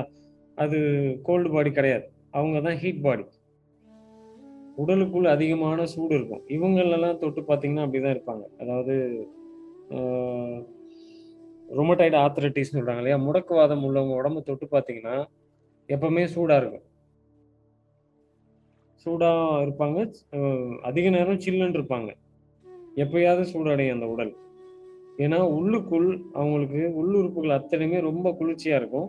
அதனால உடல் வெளிப்பகுதியில சூட உற்பத்தி பண்ணி உள்ள குடுத்துக்கிட்டே இருக்கும். நீங்க ஏசில இருக்கும்போது இத உணர்ந்திருக்கலாமே! ஏசில இருக்கும்போது காது கீதுலாம் சூடாகுறத நீங்க காது சில்லுன்னு இருக்கும். ஆனா, உடலுக்குள் ஒரு வெப்பத்த உடல் ஒரு பெரிய ஒரு என்ன சொல்றது? ஒரு ஏசில நீங்க இருந்தீங்கன்னா, ஏதோ சில்லுன்னு இருக்கிற மாதிரி ஒரு உணர்வு உங்களுக்குள்ள இருக்கலாம். நல்லா நம்ம ஏசில உட்காந்து ஹாயா இருக்குன்ற வார்த்தைகள்லாம் நீங்க போட்டுக்கலாம். ஆனால், ஒரு விவசாயி நிலத்தில் உழுவதை விட, அந்த கடினமான உழைப்பை விட அதிகமான உழைப்பை உங்க உடல் நீங்க ஏசில இருக்கும்போது உழைத்துக் கொண்டிருக்கும். அந்த குளிர்ச்சியை சமன்படுத்த அது ஹீட்ட ஜெனரேட் பண்ணிக்கிட்டே இருக்கும். இப்படி ஒரு பெரிய போராட்டம் அங்க நடந்துட்டே இருக்கும். நெறைய பேருக்கு இது தெரியும். ஏசில இருக்கும்போது அதிகமாக தாகம் எடுக்கிறத நெறைய பேர் உணர்ந்திருப்பீங்க. அதிகமா தண்ணி குடிப்பாங்க. இப்படி அந்த மூவெப்ப மண்டலம்ன்றது அற்புதமான ஒரு சிஸ்டம் நம்ம உடம்புல ஏற்படும். இப்படி ஒரு சில பேர் உடலை தொட்டால் ரொம்ப எப்பவுமே சூடா இருப்பாங்க அப்படின்னா, அது சூடு. வெப்பம் இல்ல. வெப்பம் வேறு, சூடு வேற இங்க. அதிகமான சூடு உள்ளவர்கள், அவங்க உடம்பு தான் கோல்டு பாடி. அதாவது உள்ளுக்குள் அவங்க உடல் ரொம்ப குளிர்ச்சியா இருக்கும். இப்ப நீங்க இத ஒரு சோதனை மூலியமாவே நீங்க இத சரியா உணர்ந்துக்க முடியும். நீங்க ரொம்ப உடல் சூடா கனகனன்னு இருக்கும்போது, அதான் காய்ச்சல் வரும்போது என்ன ஐஸ் வாட்டரா குடிக்கிறோம்? சுடு தண்ணி தானே குடிக்கிறோம். ஏன் உடம்பே சூடா இருக்கும்போது, நல்ல சில்லுன்னு தானே குடிக்கணும். நம்ம எப்பவுமே ஒரு எதிர்ப்பதம் தானே கையாளுவோம் எப்பவுமே. இப்போ உடம்புல அதிகமான டெம்பரேச்சர் இருக்கும்போது, காய்ச்சல் வரும்போது ஏன் வெந்நீர் வச்சு குடிக்கிறோம்? அப்ப வெந்நீர் குடிக்கும்போது உடல்ல வெளிப்புறத்தில் உள்ள சூடு மிதப்படுறத நம்ம உணர முடியுது. இதே ஒரு நபர் தொட்டீங்கன்னா, அவங்க ரொம்ப ஐஸ் மண்பானைய தொடுற மாரி சில்லுன்னு இருப்பாங்க பார்த்தீங்களா? அவங்களுக்கு ஒரு டம்ளர் ஐஸ் வாட்டர் குடுத்து பாருங்க. அ ஒரு டம்ளர் ஐஸ் வாட்டர் அவங்க நல்லா சில்லுன்னு குடிச்ச உடனே பாருங்க, வெளியில அவங்க உடல்ல கொஞ்ச நேரம் கழிச்சு தொட்டு பார்த்தீங்கன்னா, மிதமான சூடுக்கு வந்துரும். இந்த மூவெப்ப மண்டலம் அற்புதமா செயல்படும் இது. இப்படி நம்ம குளிச்சுட்டு வந்த பிறகும் அதே போல தான். நம்ம தலைக்கு குளிச்சுட்டு நல்லா வந்துட்டோமா, வந்த உடனே ஒரு சில பேர் அந்த தலைய காய வைக்காமயே கூட அப்படியே போய் உட்காந்து காலையில சாப்பாடுக்கு உட்காருவாங்க. அலுவலகம் போணும். ம். அந்த நம்ம கோடி கோடியா சம்பாரிச்சு நம்பர் 1 பணக்காரன் ஆக போறோம் இல்லையா? அதனால அது கூட நேரம் இருக்காது. அதனால குளிச்சு அந்த உடல் தன்னுடைய அளவீட்டில் உள்ள வெப்பத்தை குளிர்வித்தல் மூலியமாக அது குறைஞ்சிருக்கும். திரும்பவும் அந்த வெப்பத்திற்கு அது வருவதற்கு அது வேலை செஞ்சுட்டு இருக்கும். அந்த ட்ரிபிள் வார்மர் வேலை செஞ்சு மூவெப்ப மண்டலம் தன்னுடைய வெப்பத்தை அதிகப்படுத்தி அந்த சீர்நிலைக்கு கொண்டு வர அந்த வேலை நடந்துட்டு இருக்கும்போது, அந்த உடலுக்கு வேற எந்த வேலையும் குடுக்கக்கூடாது. அப்ப நீங்க உணவு தூக்கி உள்ள போட்டீங்கன்னா, நான் இந்த உடல் என்ன சொல்லும்? நான் இந்த உடலில் வெப்பத்தை சீர்நிலைப்படுத்த நான் வேலை செய்யவா? இல்லை நீ உடலில் உனக்குள் எடுத்து போட்ட உணவை செரிமானம் பண்ண நான் வேலை செய்யட்டுமா? இப்படி 2 வேலை அதுக்கு குடுத்தீங்கன்னா, அது முதல்ல உடலினுடைய கட்டமைப்பை சீரமைக்க தான் முதல்ல வேலை செய்யும். உணவ செரிமானம் பண்ணாது. முதல்ல அந்த ஹீட்ட ஜெனரேட் பண்றதுக்கு தான் முதல் பிரிஃபரன்ஸ் குடுத்து அந்த வேலைய செய்யும். அதன் பிறகு உணவு சரியாக செரிமானம் ஆகாது. அதனால காலையில இந்த மாரி அவசர அவசரமா இந்த உடல் ஈரத்தோடு சாப்பிட்டு போறவங்கலாம் பாருங்க, செரிமான பிரச்சனைகள் வரும். இந்த உடலின் தன்மையை புரிந்து அதுக்கேத்த மாதிரி நம்ம அழகா பயணிச்சோம்னாவே உடல்ல எந்த விதமான நலக்குறைபாடுகளும் வராமல் அற்புதமாக நம்ம இந்த வாழ்க்கை முழுவதும் பயணிக்க முடியும். இப்போ ஒரு பெண் கருவுருவாகும் போது அந்த உடலுக்குள் அந்த கரு உள் சென்று அந்த கர்ப்பப்பையில் செல்வதற்கு அனுமதி அந்த உயிருக்கு மட்டுமே. ஆனால் இன்று கருத்தரித்தல் மையத்தில் உங்களுக்கு அந்த கேமராக்கள் அனுப்பப்பட்டு அங்க சோதனை செய்யப்படுது. ஒரு கடவுள் தன்மையோடு உள்ள ஒரு கர்ப்பப்பையில் நுழைவதற்கு ஒரே ஒரு உயிருக்கு மட்டுமே அனுமதி. அதை தாண்டி அறிவின் செருக்கில் விஞ்ஞான வளர்ச்சி என்ற மமதையில் இந்த செயல்களில் ஈடுபடும்போது அந்த படைப்பாற்றின் ஆசீர்வாதம் உங்களுக்கு கிடைக்குமா? சோதனைக்குள்ளாக்குறீர்களே, அத்தனையும் சோதனைக்குள்ளாக்குறோம்.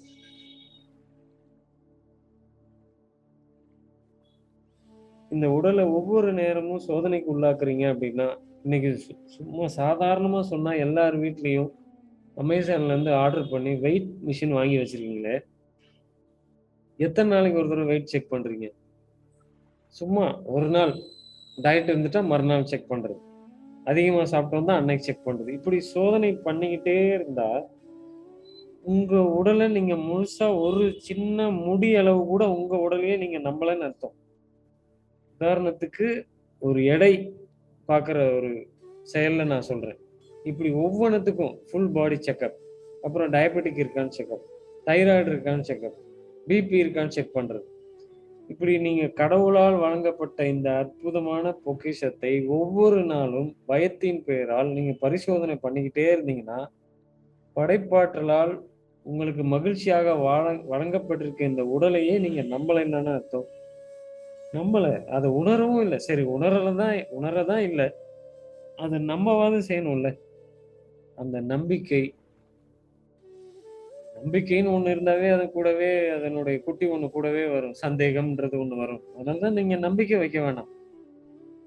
அதனிடம் ஒப்படைத்து சரணாகதி அடையுங்களேன் உங்க உடலோட. அது ஞானம் உள்ளது. நாம தான் அறிவாளிகள் நெனச்சுட்டு அந்த உடல கூறு போட்டு சோதனை பண்ணி, இத செஞ்சா இது நடக்கும். இத சாப்பிடுறதுல கூட இதுல என்ன புரோட்டீன் இருக்கு? என்ன கலோரிஸ் இருக்கு? என்ன விட்டமின் இருக்கு? இப்படிலாம் பார்த்து எந்த உயிரினமாவது சாப்பிடுதா? இதெல்லாம் பார்க்காத உயிரினங்களும், இதை பார்க்காத மனிதர்களும் கூட முட்டாள்களாக இருக்கக்கூடிய மனிதர்கள் கூட ஆரோக்கியமாக இருக்கிறார்கள். உடல் என்ற ஒரு கருத்தில் நாம் முட்டாளாக இருந்தால் மட்டுமே நாம் ஆரோக்கியமாக இருக்க முடியும்.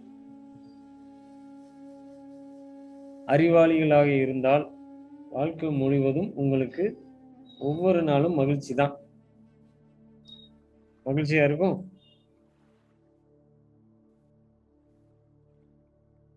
உடல் என்ற விஷயத்தில் நாம் முட்டாளாக இருப்பதே சிறப்பு.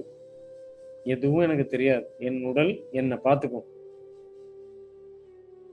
என் உடலில் ஏற்படக்கூடிய மாற்றங்களை நான் உணர்வேன்.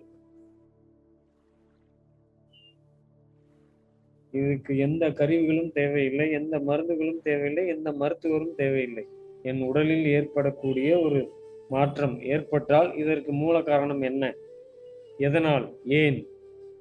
எதற்காக? இந்த கேள்விகளை எனக்குள் கேட்டு அந்த மூலத்தை நான் உணர்ந்து அதில் நான் லயித்தால் ஒரு க்ஷணத்தில் இது மாறும்.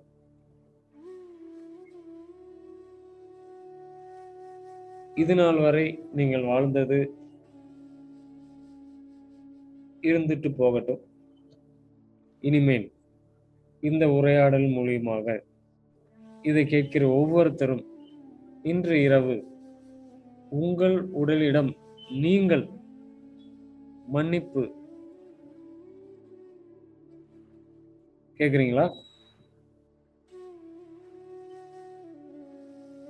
கண்களை மூடி நீங்க படுக்கும் இடத்தில் அமர்ந்து, சமணமிட்டு அமர்ந்து, உங்க கைகள் ரெண்டையும் உங்களது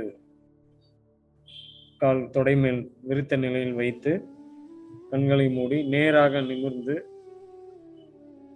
மூடி இருக்கிற கண்களை உங்கள் கண்களாலே பாருங்க. அது ரொம்ப ஒரு நல்ல ஒரு சின்ன செயல். ரொம்ப சுலபமா நம்ம மனம் ஒரு நிலைக்கு வரும். கண்களை மூடி நம் கண்களையே நம் கண்களால் பார்ப்பது.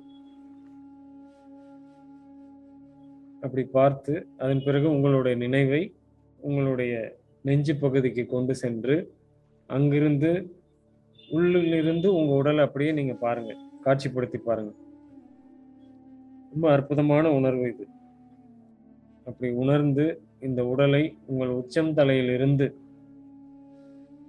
முழு உடலையும் உள்ளுக்குள்ளேயே காட்சிப்படுத்தி எனக்கு வழங்கப்பட்டிருக்கிற படைப்பாற்றலால் எனது தாய் தந்தையர் மூலியமாக வழங்கப்பட்ட இந்த அற்புதமான உடலே இதுநாள் வரை உன்னை உணராமல்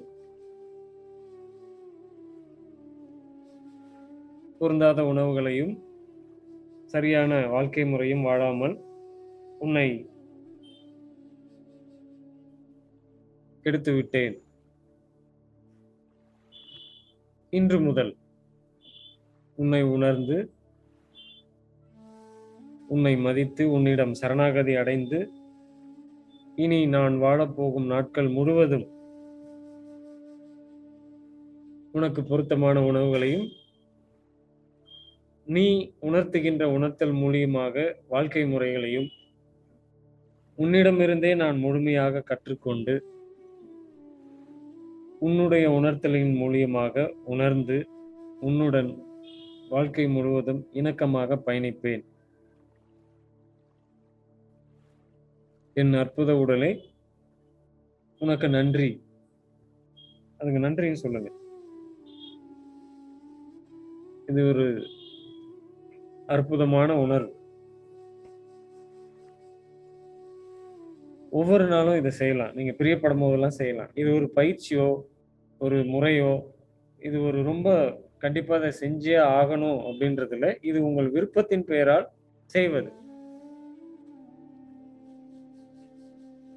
அதன்படி இதை நீங்க செய்யலாம். இப்படி ஒவ்வொரு உறுப்பையும் நாம் உணர்ந்து ஒவ்வொரு நாளும் நன்றி சொல்லிட்டே இருக்கலாம். நம்ம என்னைக்காவது சொல்லியிருக்கோமா? படைக்கும் திறன் கொண்ட நம்ம கண்களுக்கு நன்றி சொல்லியிருக்கோமா? இந்த உலகத்துல எவ்வளவு அழகான விஷயங்களை படைப்பாற்றல் படைச்ச அழகான விஷயங்களை கண்டு வியக்கிறோமே, ஆச்சரியப்படுறோமே. இந்த அற்புதமான கண்களை கொடுத்த அந்த கண்களுக்கு, அந்த காட்சியை பார்க்கின்ற அந்த கண்களுக்கு நன்றி சொல்லியிருக்கோமா இதுவரை?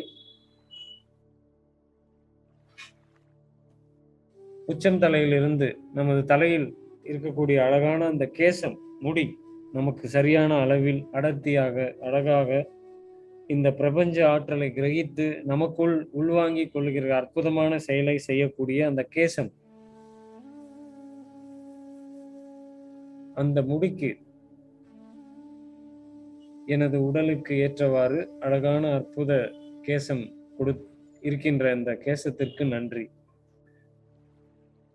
அதன் பிறகு கண்களுக்கு நன்றி. பார்க்கும் திறன் படைத்த இந்த கண்களுக்கு நன்றி. கேட்கும் திறன் படைத்த இந்த காதுகளுக்கு, எவ்வளவு அழகான பாடல்களை நம்ம ரசிக்கிறோம், இயற்கையோட சத்தங்களை கேட்கிறோம், பறவைகளோட சத்தம், நீரின் சத்தம், இடி மின்னல் மழை, இயற்கையோட எவ்வளவோ சத்தங்களை கேட்டு கண்கள் இல்லாம கூட வாழ்ந்துடலாம். காதுகள் இல்லாம வாழ்றது ரொம்ப கஷ்டம். அதை என்னைக்காவது ஒரு நாள் உட்காந்து சிந்திச்சு பாருங்க. கண்கள் இல்லாம வாழ்ந்துடலாம், காதுகள் இல்லாம வாழ்றது ரொம்ப ரொம்ப கஷ்டம். அதனோட அருமை இப்ப தெரியாது. அதனாலதான் படைப்பாற்றல் அதுக்கு மூடியே கொடுக்கல.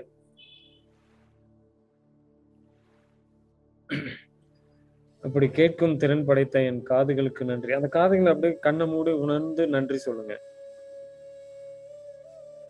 அதன் பிறகு சுவாசத்தின் வாயிலாக இருக்கக்கூடிய நமது நாசி, இதன் மூலியமாக தான் நமக்கு மூச்சு காற்று, உயிர் காற்று இதன் வழியாக தான் உள்ள போது வருது. எவ்வளவு அற்புதமான ஒரு உறுப்பு அது. அதை மூடுனா நமக்கு பேர் வேற, சவம். அதனாலதான் அதுக்கு முடியல. நம்ம முயற்சியால் நடப்பதல்ல. அது ஒரு திறந்த நிலையில் இருக்கக்கூடிய அற்புதமான உறுப்பு. அதன் வழியாகத்தான் நம்ம உயிரோடே இருக்கோம். அதன் வழியாக உள் சென்று திரும்புகின்ற உயிர்காற்று. இதை செயல்படுத்துகின்ற அந்த நாசி, ஒரு வாசனை, எவ்வளவோ வாசனைகளை நம்ம நுகர்றோம். இயற்கையில் உள்ள வாசனைகளும், நமது உணவு முறைகள் உள்ள வாசனையும், அவ்வளோ வாசனைகளையும் பிரிச்சு செல்லக்கூடிய அந்த அற்புதமான உறுப்பு. நாசிக்கு நன்றி.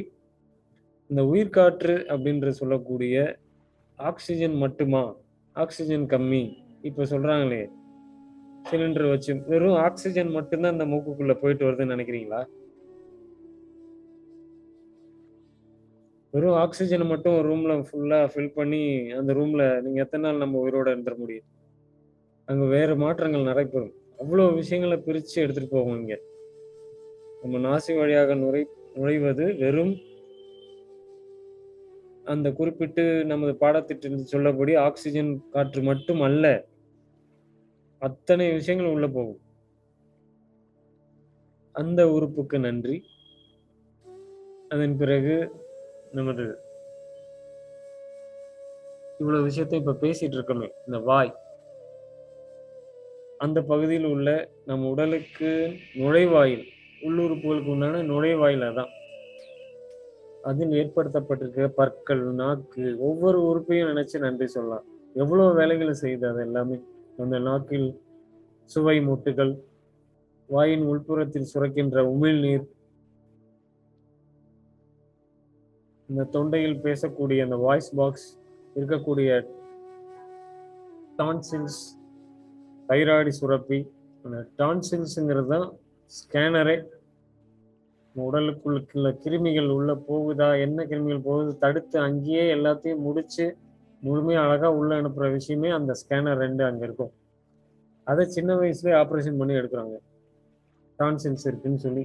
அது அப்புறப்படுத்துவதற்கு உண்டான அதிகாரம் யாருக்கு உங்களுக்கு கொடுத்தது?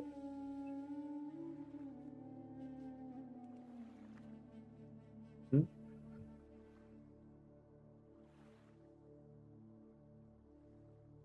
அந்த உறுப்புகளுக்கு நன்றி. அதன் பிறகு இப்படி ஒவ்வொரு உறுப்பாக நாம் ரசிச்சு நன்றி சொல்லி நீங்க முடிக்கும்போது, கடைசியாக இந்த அழகான அற்புத உடலை உங்களுக்கு முழுமையாக படைத்து கொடுத்த உங்களது தாய் தந்தையருக்கும் நன்றி சொல்லி முடிங்க. அதன் பிறகு அந்த படைப்பாற்றலுக்கு. இப்படி ஒவ்வொரு உறுப்பாக, வெளி உறுப்பும் உள்ளுறுப்புமாக, இது என்னென்னமோ சொல்லிட்டு இருக்கணும். மெடிடேஷன் அப்படின்லாம் சொல்லி போய் எங்கெங்கோ போய் கத்துக்கிறீங்களே, பணம்லாம் கட்டி. என்ன கத்துக்கிறீங்க? முதல்ல நம்ம உடலையும் நம்ம உள்ளுறுப்பையும் உணராம, கடவுளை உணர்ந்து கடவுளே திருப்பி அனுப்பிச்சிருவாரு நம்மள. அதனால நீ போய் உணர்ந்து உன் உடலை உணர்ந்துட்டு அப்புறம் வா, அதுக்குள்ளதான் நான் இருக்கேன் அப்படின்னு தான் அவர் சொல்லிட்டே இருக்காரு. மெடிடேஷன் ஒவ்வொரு வகுப்பா போய் நான் மெடிடேஷன் கத்துக்கிறேன், நான் மெடிடேஷன் பண்ண போறேன், இதுல பெருமை வேற.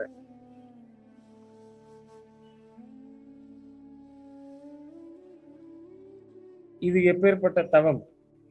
நம்ம உடல்ல உள்ள ஒவ்வொரு உறுப்பையும் உணர்ந்து,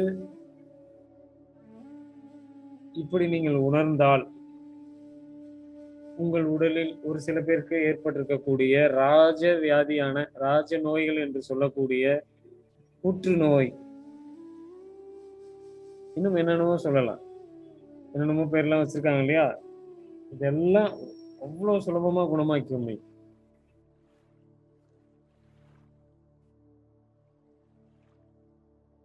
முடியுமா முடியாதா?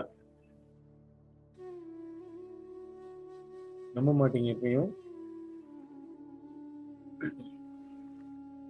அதுதான் நம்மள நம்புறது எப்போ, எத்தனை பிறகு எடுக்க போறோம். இப்படி இந்த ஒவ்வொரு உறுப்பையும் ஒவ்வொரு நாளும் நீங்க நம்ம ஆறா குழுக்களை நம்ம பண்ற அந்த துருவ தியானத்துல நம்ம செய்யறது இதுதானே. ஒவ்வொரு உறுப்பையும் அந்த அணுக்கள் பெறணும் அப்படின்றதுதான் பண்றோம். இதுக்கு ஒரு முறையோ பயிற்சியோ தேவையில்லை. நம்ம உடல், நம்ம கூட வாழ்க்கை முழுவதும் பயணிக்கிற இந்த உடல்ல உள்ள ஒவ்வொரு உறுப்பையும், வெளி உறுப்பு புற உறுப்புகளையும் அக உறுப்புகளையும் ஒவ்வொரு நாளும் எடுத்து நன்றி சொல்லி அதை உணர்ந்து நம்ம வாழ்க்கையில் பயணிக்கும் போது எவ்வளவு அற்புதமான ஒரு வாழ்க்கை என்பது ஒரு வரம்.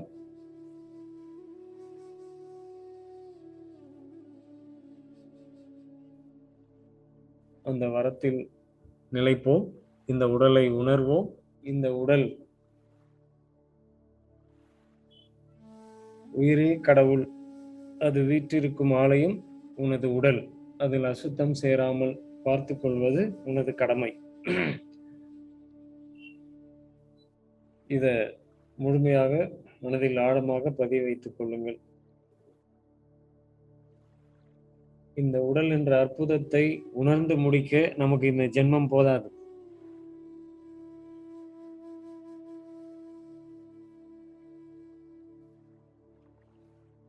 ஒவ்வொரு நாளும் நமக்குள் இதை உணரணுன்ற விருப்பத்தை மட்டும் நீங்க வச்சிட்டீங்கன்னா போதும். இதுக்கு ரொம்ப முயற்சி எல்லாம் பண்ண வேண்டாம். இந்த உடலின் கூறுகளை அறுத்து நமக்கு சொல்லிய அந்த மருத்துவம் கூறு போட்டது இறந்த உடலை தானே தவிர உயிருள்ள உடலை அல்ல. உயிருள்ள உடலை அறுக்காமல் உயிருள்ள உடலில் உள்ள உறுப்புகளை உணர்ந்து அதிலிருந்து மருத்துவம் சொல்லப்பட்டதுதான் நமது மரபு மருத்துவம். உயிருள்ள உடலில் தான் வெப்ப ஆற்றல் இருக்கும். உயிரற்ற உடலில் வெப்பம் இருக்காது. உயிருள்ள உடலில் தான் சுரப்பிகள் நமது மனநிலைக்கு ஏற்றபடி மாறும், சுரக்கும் விகிதாச்சாரங்களில் இயங்கிக் கொண்டிருக்கும். உயிரற்ற உடலில் சுரப்பிகள் வேலை செய்யுமா? ஒரு மலரை பார்த்து இது எவ்வளவு அழகா இருக்கு அப்படின்னு நீங்க சொல்லணும் அப்படின்னா உங்க சுரப்பிலிருந்து ஒரு சுரப்பு வெளிப்பட்டால்தான் அந்த அழகு உணர்ச்சியே நமக்கு வரும். இது மன உடல். மனம் சார்ந்து இந்த உடல் இயங்கும். உடல் சார்ந்தும் மனம் இயங்கும். ரெண்டும் ஒன்றுக்கொன்று பிணைந்தது. அப்படி என்றால் இந்த தினமும் நன்றி சொல்வதின் மூலியமாக மட்டுமே நம் உடலை எவ்வளவு அழகா வச்சுக்க முடியும். நம் உடலுக்கு நாமே ஒவ்வொரு உறுப்பாக உணர்ந்து நன்றி சொல்லி அது அந்த உறுப்புகள் மேன்மை பெற வேண்டும், அதில் நல்ல ஆற்றல் பெருக வேண்டும் என்ற அந்த உணர்வை எடுத்தாலே எது தேவை இந்த உடலுக்கு? அப்படி இன்று இரவு இந்த உரையாடல் கேட்கும் அனைவரும் விருப்பம் இருந்தால், உங்களுக்கு உங்கள் மேல் விருப்பம் இருந்தால் இத நீங்க செஞ்சு பாருங்க. எதை செய்தாலும் அதை உணர்ந்து செய்தல், புரிந்து கொள்ளுதல் என்ற விருப்பத்தோடு செய்தல், எல்லா செயல்களையுமே அகத்தை புரிந்து கொள்ள வேண்டும் என்ற நாட்டத்தோடு, அதாவது விருப்பத்தோடு செய்தல், நாடி செய்தல், அதுவே உடலுக்கும் இயற்கைக்குமான உறவை புரிந்து கொள்வதற்கான சிறந்த மிக மிக எளிமையான வழி. இதுவே நம்மிடம் நாம் விருப்பத்தோடு கற்றுக்கொள்ளும் வழி. இதற்கு நீங்கள் செய்ய வேண்டியது ஒன்றே ஒன்றுதான். விருப்பம் விருப்பம் விருப்பம் மட்டுமே. என் உடலிடம் இருந்தே நான் கற்றுக்கொள்வேன். என்னிடம் நான் சரணாகதி அடைந்து என் மூலியமாக என்னிடத்திலிருந்தே நான் உணர்ந்து கற்றுக்கொள்வேன். என் உடலுக்கு தேவையான பொருந்தக்கூடிய உணவுகளை கொடுத்து, நல்ல வாழ்க்கை முறைகளையும் கொடுத்து, என்னை நான் உணர்ந்து பிற உயிர்களுக்கு என்னுடைய ஆரோக்கியமான இன்பமான வாழ்க்கைக்கு பிற உயிர்களிடம் இருந்து பிற உயிர்களை எந்த விதமான துன்பமும் நினைக்க மாட்டேன் என்ற ஒரு நிலைப்பாட்டில் நாம் இந்த வாழ்க்கையை வாழ்வோம். இதில் நிலை பெறுவோம். இந்த அருள் நமக்கு எல்லோரும் அருளப்படட்டும். அருளப்பட்டு கொண்டே இருக்கிறது, அருளப்பட்டு இருக்கிறது. அதை உணர்ந்து வாழ்ந்தாலே போதும் என்ற ஒரு விருப்பத்தோடு, நீங்கள் அனைவரும் இதில் நிலைக்க வேண்டும் என்ற விருப்பத்தோடு இந்த உரையாடலை முடிக்கிறேன்.